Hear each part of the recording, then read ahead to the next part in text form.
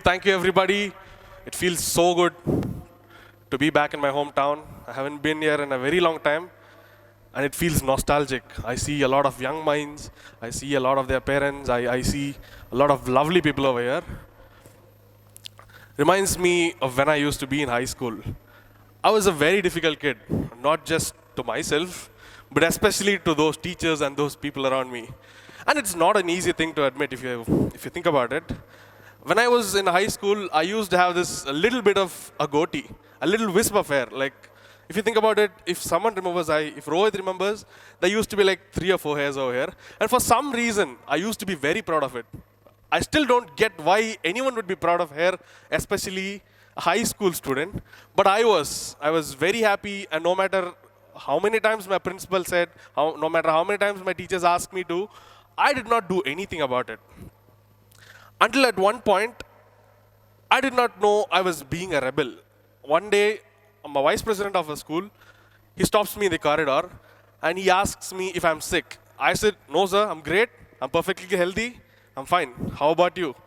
And then he goes, then what's with this situation on your face? I did not have an answer. And then he goes on to tell me that when I groom myself, I look presentable.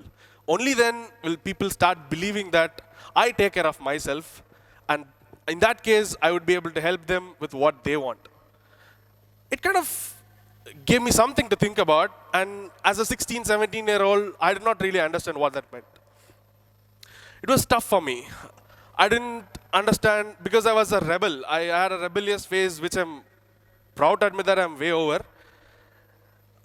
But when I think about it now, I understand what he means. As an entrepreneur, as someone who visits business clients on a monthly, on a very frequent basis, it's helped me a lot.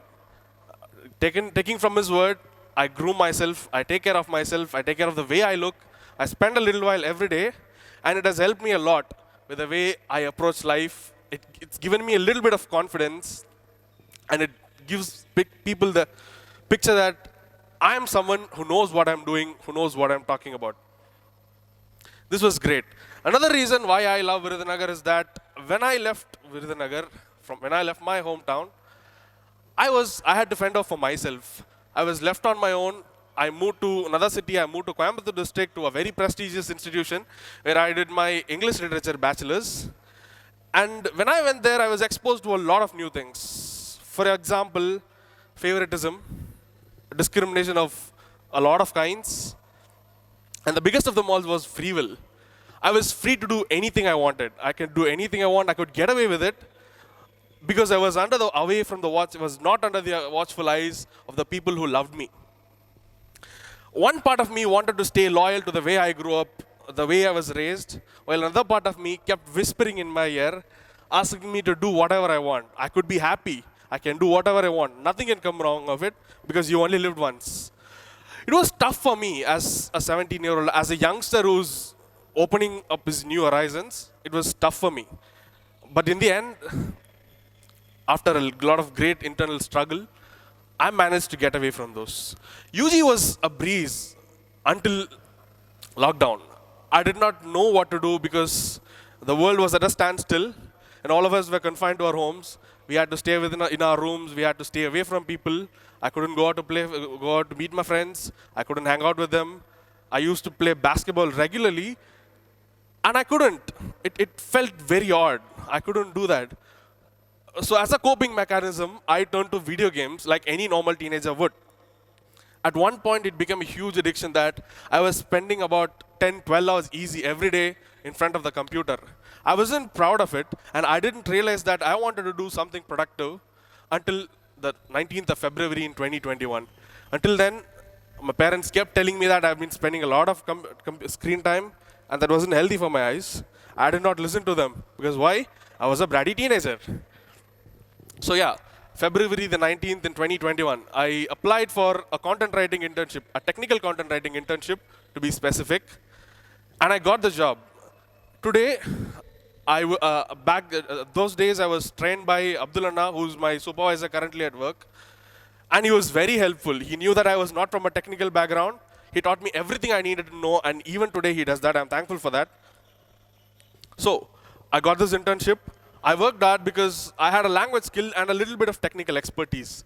I wanted to do as much as I can, and I did a great job. I don't know where I came up with that determination, but I did. I was determined to do a great job. In about a period of 3 months, I had written about 120 technical articles, averaging a little over 20,000 words. That was great. That was a great accomplishment for me, and I wanted to keep doing more. My supervisor enabled me to do it, and I kept doing it. At one point, I made the team lead. I was 19 years old, and under me, I don't want to say under me, in my team there were about 17 people who were also content writers on a technical background.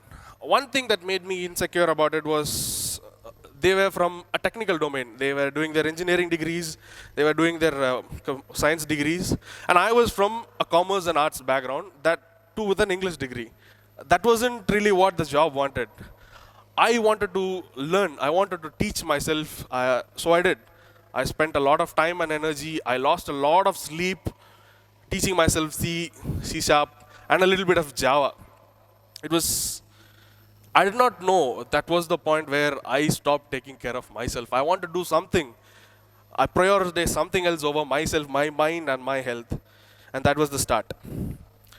But ultimately, at one point, I wanted to be a fun team lead. I wanted to know who my teammates were. I did not want to be a very strict team lead. So I started learning about them. Some of them were college students who were trying to make their ends meet. Some of them were trying to pay their bills. Some of them were just trying to have fun, make money on the side. And for some people, this was their livelihood. One of them is a girl from Bhopal, Madhya Pradesh. I do not want to specify her name out of respect for her privacy, but she had a genetic condition. It limited her motor skills. She was not able to move around easily. She was one of the two breadwinners in her family, and she was putting herself through college with the stipend that we provided. It was eye-opening for me. I did not realize that I was spoiled, I was entitled, I was a bratty man-child who was extremely privileged. At that point, everything came rushing to me. Everything that would pull me down, everything that would scare me, everything that would teach me what life is. I did not want to face reality. At that point, I wanted to curl up. I wanted to give up. I wanted to be a normal teenager. I wanted to be someone. I wanted to do everything that my people my age did. I wanted to get an allowance from my parents. I wanted to have a normal life. I wanted to hang out with my friends and have my parents pay the bill for me. It did not take me a very long time to realize that I did not want to do that. I wanted to be different from others. I did not want to do the same thing that everyone else did. People around me, it was a conflict. Part of me wanted to be with them, part of me wanted to stand out. So the thing I did was I continued. I continued my internship. It went on for another 6 months. And at that point, I became the team lead. And I was part of a much larger corporate entity. There were a lot more people working with me. My responsibilities had increased. And I guess this was about a year and a half ago. I started going out on client meetings and I learned a lot. All the while, I was losing my mind, I was losing my health, and I did not realize that all of this was happening. I believe that I was doing something to keep myself occupied. I wanted to keep busy all the time so that I did not have to deal with what scared me the most. So, after all this, I became a part of a much larger corporate entity, like I said. And I went on for client pitches. I had to pretend that I was not a nervous wreck in front of the clients so that I could pretend to be confident and pitch my business to them. It was scary, of course. I mean, a 19, 20-year-old in front of a room of executives, it was very scary at that point. But then, yeah, I had to pretend that I was okay. I was completely fine. I was completely confident being in front of those legendary people. Again, about 9 months ago, I did all this. About 9 months ago, I was in Hyderabad doing a client pitch for a huge company. We wanted that deal. We desperately wanted that deal because getting business with them would put us on the maps. We wanted that. While we were in the middle of it, I was with a couple of other teammates. While we were in the middle of it, I got a huge nosebleed.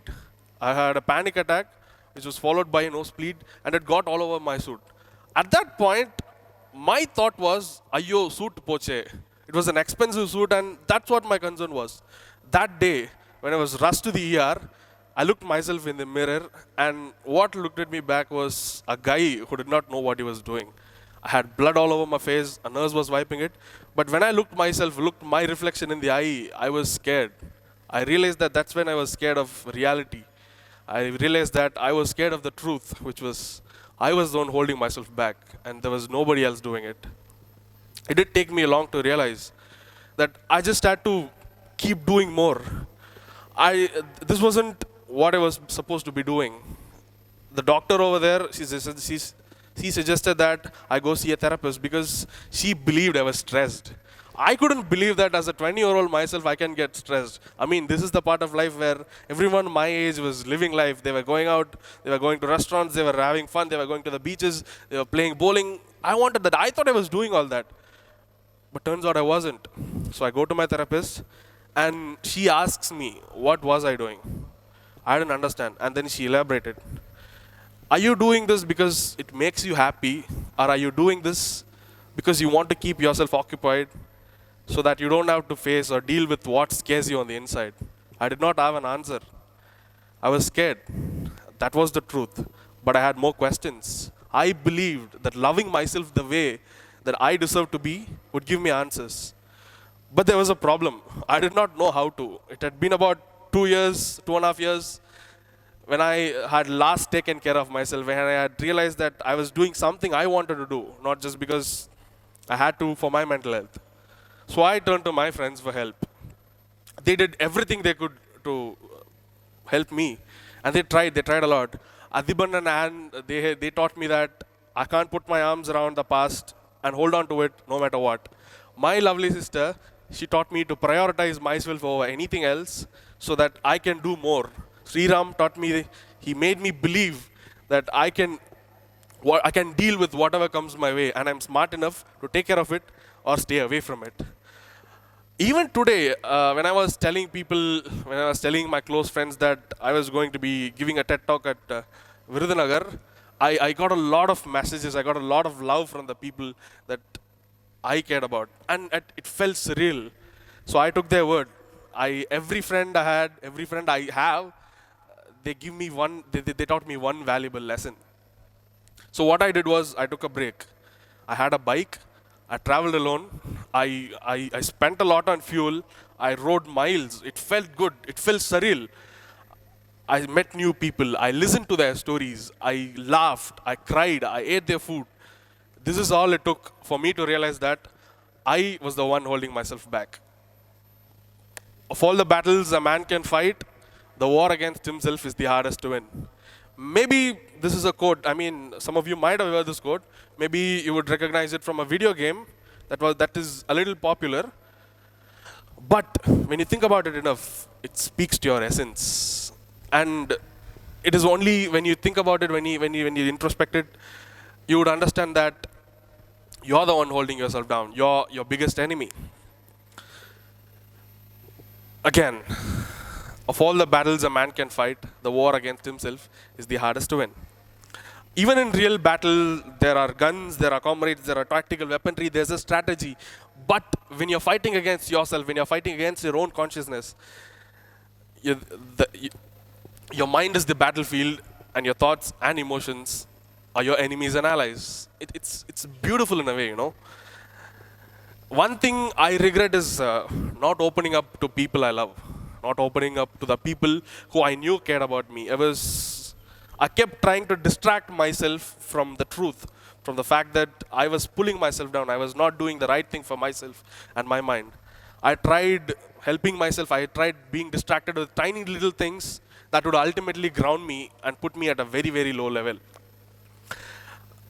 I wouldn't believe it. I wouldn't have believed it, but the impact of that, it had huge, it caused a lot of damage to myself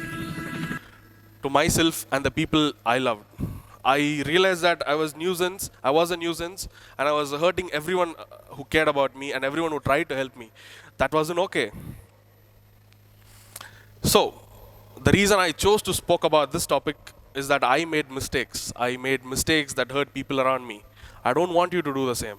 I mean, at one point, most of you would have crossed my age, or at one point, you will be crossing my age. in a not very long time. This is what I want you to do. Whatever your friend or family goes through, whatever, when you realize that they are suffering from something, they are going through something, I just want you to mentally hold their hands and tell them, that, assure them that you're going to stay with them and they're going to get through this. Good friends, as a good friend, the most you could do is let them understand, let them have pieces of advice and slight boosts to their mental health, fragile mental health, and their glass-like minds. But as great friends, what you can do is you can make them understand, you can make them prepare for the battle they are going to be fighting against themselves at one point or the other. You deserve all the happiness in the world, and so does everyone around. Whatever is keeping you down will be the reason you fly higher than now today. Viva la vida, Godspeed.